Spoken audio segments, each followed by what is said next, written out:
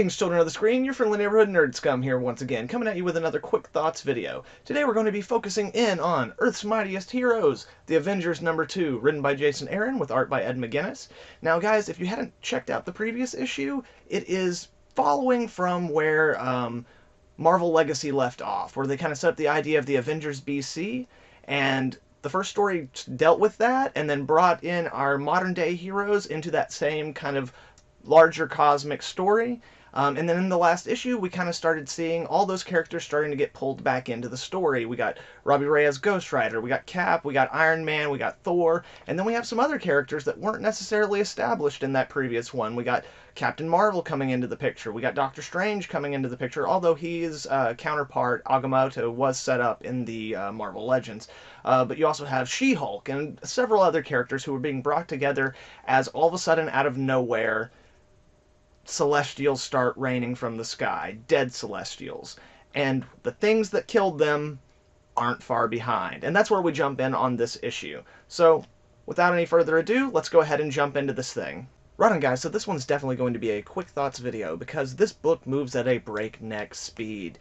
Basically we start off with Thor, Iron Man, Captain America, and Captain Marvel, who are dealing with the dead Celestial who's already there, while Captain Marvel knows that more of them are falling from the sky, so she's going to zoom off so that she can try to stop that, while the other guys kind of try to figure out what's going on and fight the threat there on Earth. They kind of, like I said, this moves really fast. We catch up a little bit with Robbie Ray as Ghost Rider as he is continuing to fight these weird bugs, and then he hits the road after that because he has to go figure out what's going on. You know, it talks about how the Ghost Rider hasn't shut up for months and months in his head, and now all of a sudden it's totally silent. When then all of a sudden Jennifer Walters just, boom, She-Hulk appears right in front of him on the road. After she had been she had her own little encounter with the same kind of robotic bugs that came out of the Celestials and stuff.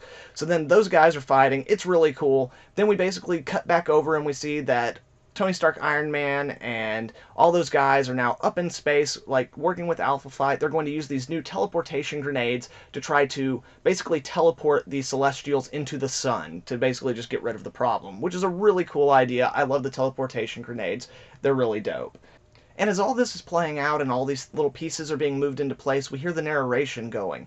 Someone talking about how, like, what do these people have to avenge anyway?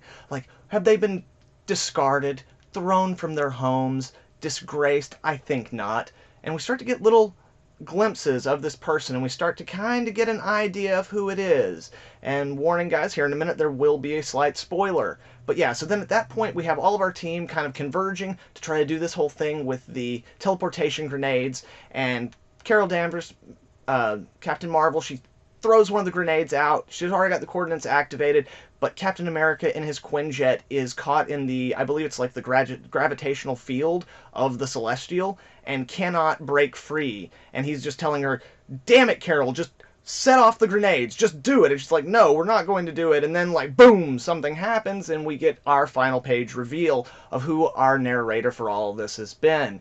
It is Loki. Kind of, I believe, hearkening back to the things that we saw recently in Loki Sorcerer Supreme in the Doctor Strange book. He was talking about this big threat that was coming and how he was trying to collaborate, or like conglomerate all the magic that he could in order for this plan that he had. And not only do we see Loki, but we also see that he has a frickin' pet Celestial. And that's where this book ends, guys. Right on, guys. So Avengers #2. I enjoyed this book. There wasn't a lot of plot going on. It was mostly action, but through the action we got some really interesting characterizations. I definitely preferred the way that they're doing She-Hulk in this as opposed to in her previous series.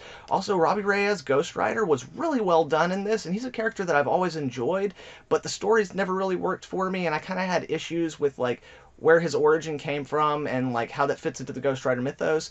But that's something I'm hoping that they're going to address in this, because I really like the character and I like the way that they're using him in this book. Anyway guys, this week this book is going to be getting 3.5 out of 5 GGs and a definite recommend. But what do you guys think? Did you read this book?